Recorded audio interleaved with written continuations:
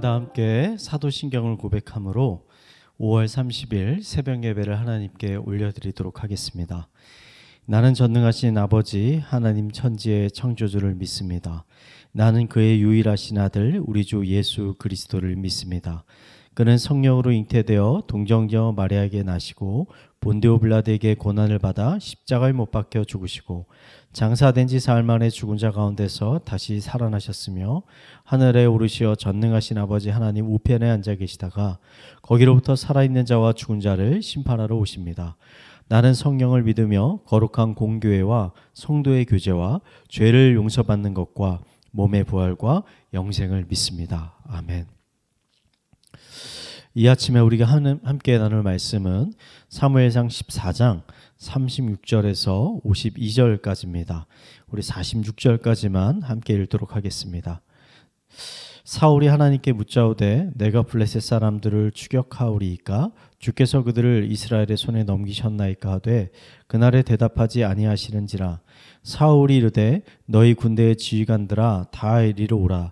오늘 이 죄가 누구에게 있나 알아보자. 이스라엘을 구원하신 여호와께서 살아계심을 두고 맹세하노니 내 아들 요나단에게 있다 할지라도 반드시 죽으리라 하되 모든 백성 중 한 사람도 대답하지 아니하매 이에 그가 온 이스라엘에게 이르되 너희는 저쪽에 있으라. 나와 내 아들 요나단은 이쪽에 있으리라. 백성이 사울에게 말하되 왕의 생각에 좋은 대로 하소서 하니라.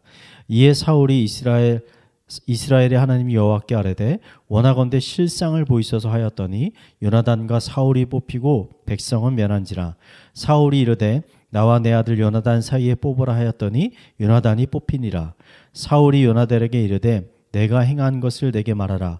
요나단이 말하여 이르되 내가 다만 내 손에 가진 지팡이의 끝으로 꿀을 조금 맛보았을 뿐이오나 내가 죽을 수밖에 없나이다.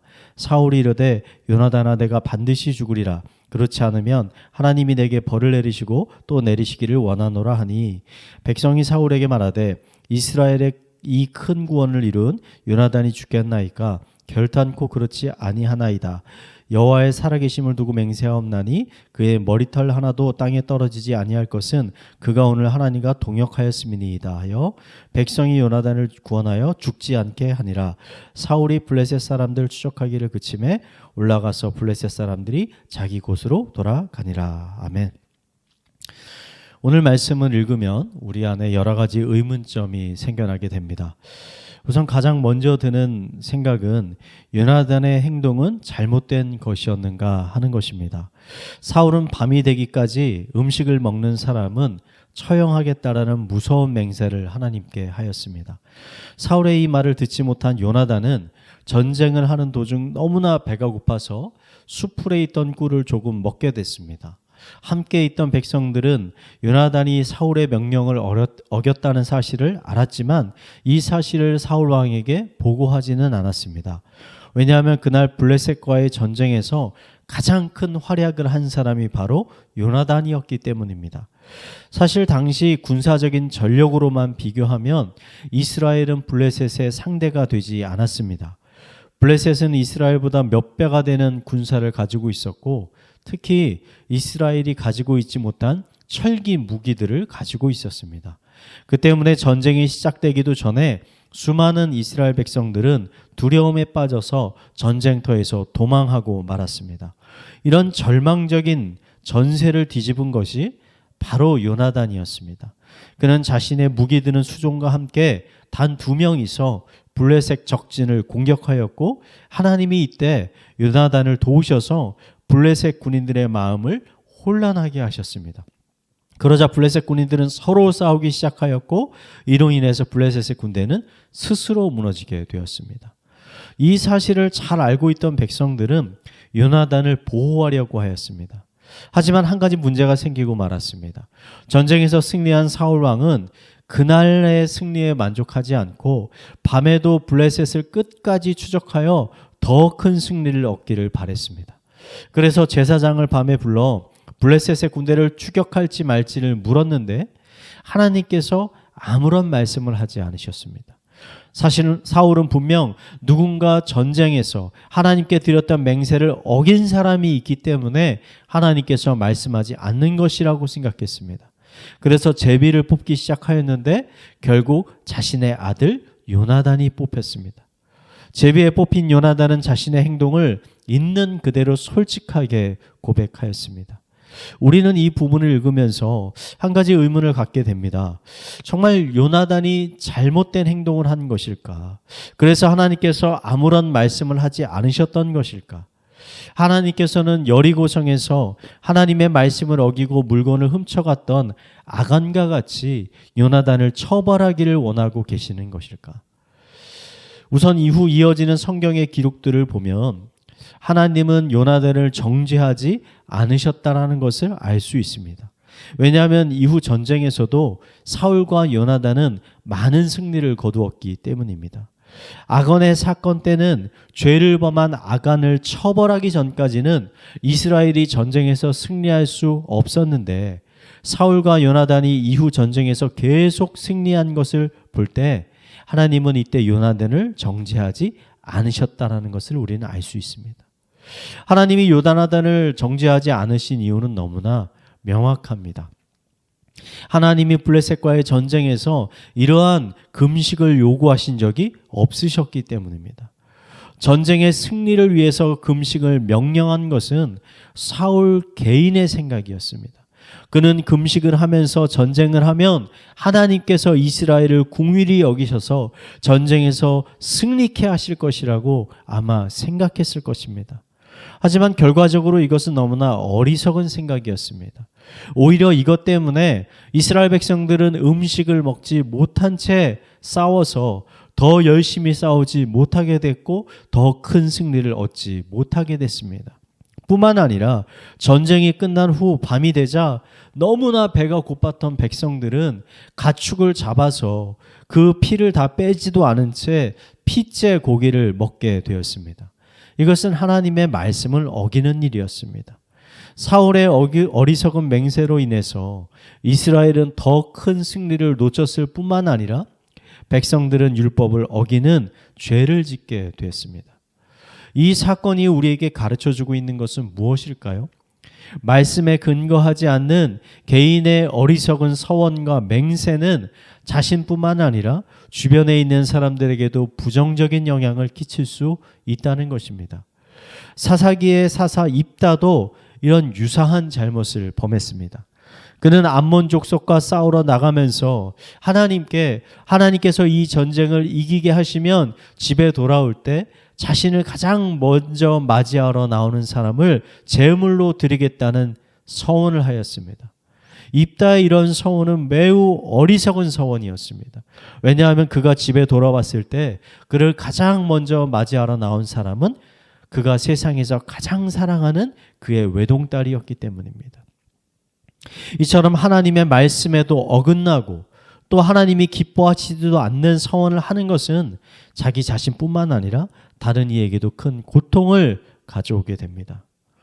기독교인에게 있어서 믿음도 중요하고 헌신도 중요합니다. 하지만 이것보다 더 중요한 것이 있는데 그것은 바로 하나님을 아는 것입니다. 하나님을 안다는 것은 하나님의 기뻐하시는 뜻이 무엇인지를 분별하는 분별력을 가지고 있다는 의미입니다. 사울과 그 이후에 왕이 되는 다윗의 가장 큰 차이를 우리가 살펴본다면 이것입니다. 다윗은 시편의 고백과 같이 주야로 하나님의 말씀을 읽고 묵상하는 사람이었다는 것입니다. 다윗은 사람들의 말에 귀를 기울이는 것이 아니라 하나님의 말씀에 귀를 기울이고 그 말씀에 순종하는 사람이었습니다. 그래서 다윗은 엉뚱한 혹은 어리석은 서원을 하지 않았습니다. 오히려 그는 하나님이 기뻐하시는 뜻을 구하였습니다. 그가 하나님께 드린 최고의 서원은 하나님의 집, 성전을 짓겠다는 것이었습니다. 하나님은 이러한 다윗의 서원을 기쁘게 받으셨고 또 그의 아들 솔로몬을 통해서 성전을 짓게 하여 주셨습니다. 그리고 그의 집안에 넘치도록 축복을 부어 주셨습니다. 호세아 선지자는 이렇게 말합니다. 이스라엘 백성들이 군대나 금과 은이 없어서 망하는 것이 아니라 하나님을 아는 지식이 없어서 망하게 되었다. 기독교인에게 있어서 가장 중요한 것은 하나님을 아는 지식입니다. 여러분, 오늘 하루도 이 성경 말씀을 통해서 하나님을 더욱더 알아가시기 바랍니다. 성경 말씀을 통해서 오늘도 살아계시고 역사하시고 또 우리에게 말씀하고 계시는 하나님을 경험하시고 또 그 말씀에 순종하는 삶을 살아가는 성도님들이 되시기를 이 시간 마지막으로 축원을 드리겠습니다. 우리 말씀을 묵상하며 함께 기도하도록 하겠습니다. 하나님, 말씀과 기도를 통해 하나님과의 깊은 교제가 있게 하여 주시옵소서. 헛된 지식들을 얻는 데 시간을 낭비하지 않게 하여 주시고 우리를 구원하시고 또 우리를 인도해 주시는 살아계신 하나님을 더 깊이 알아가게 하여 주시옵소서. 말씀을 단순히 읽는 사람에서 끝나는 것이 아니라 그 말씀에 순종하는 사람이 되게 하여 주시옵소서.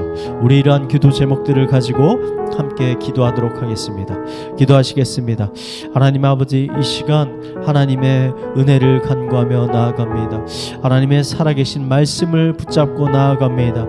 다윗의 고백처럼 주야로 하나님의 살아있는 말씀을 읽고 묵상하게 하여 주시옵소서. 우리가 하나님의 말씀을 읽고 묵상할 때 그것이 우리의 입에 꿀과 같이 달게 하여 주시옵소서. 성령님을 우리 심령 가운데 부어주셔서 하나님의 말씀을 읽을 때 그 말 우리의 눈과 마음을 열어서 그의 말씀을 깨닫게 하여 주시고 하나님을 더 알아가게 하여 주시옵소서. 우리가 단지 말씀을 알고 끝나는 사람이 아니라 그 말씀에 순종하며 나아가는 사람 되게 하여 주시고 우리가 주님 앞에 순종하며 나아갈 때 하나님께서 다윗을 축복하여 주셨던 것처럼 우리의 삶을 축복하고 인도하여 주시옵소서.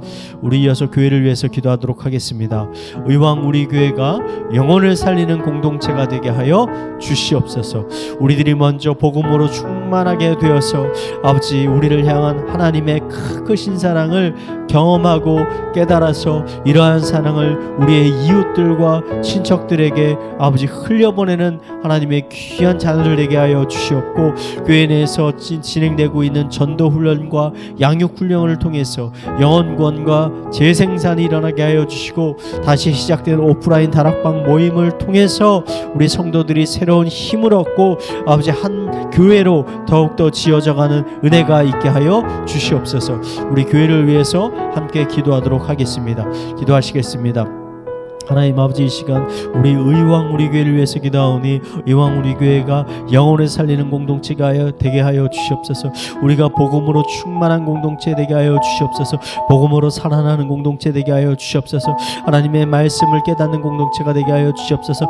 그리하여 우리를 향하신 하나님의 그 깊으신 사랑과 은혜를 우리가 먼저 깨달아서 우리가 먼저 그걸로 인하여 감격하고 아버지 그걸로 인하여 변화를 받아서 우리 주변에 있는 사람들에게 그 변화 하나님 주시는 은혜를 축복을 아버지 흘려보내는 삶을 살아갈 수 있도록 인도하여 주시옵소서. 교회 안에서 진행되는 수많은 훈련들 가운데 아버지 하나님 성령의 충만함을 있게 하여 주셔서 그 모임들을 통해 하나님을 더 알아가게 하여 주시고 우리가 성장하게 하여 주시고 그걸 통해서 우리가 예수 그리스도의 형상으로 닮아가는 놀라운 은혜의 역사가 있도록 주님께서 인도하여 주시옵소서.